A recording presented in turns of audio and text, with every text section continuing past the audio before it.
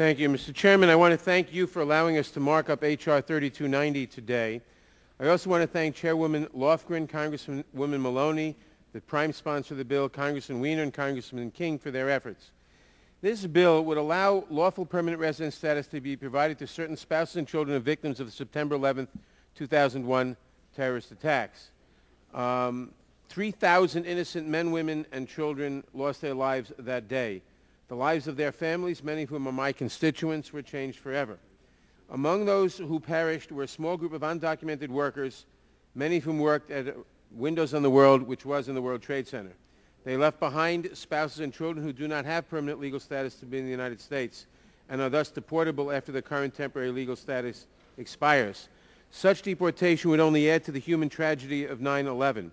Moreover, many of these families have U.S. citizen children, and deportation would force them to leave our country to be with our parents. H.R. 3290 would allow legal permanent residence to be granted to a small number of surviving spouses and children of those undocumented workers who died in 9/11.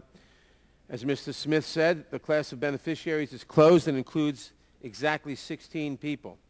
It is important to remember that these people are all beneficiaries of the September 11th Victims' Compensation Fund who were investigated and found to be deserving of compensation after all the information was conducted.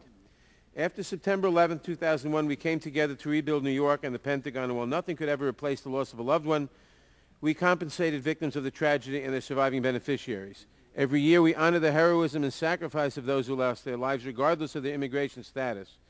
H.R. 3290 is written in that same spirit of unity, compassion, and honor.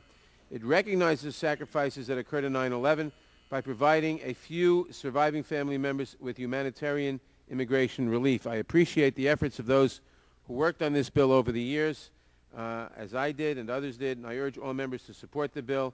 I appreciate the efforts in particular of Congresswoman Lofgren and Mr. Smith of Texas, and I yield back the balance of my time.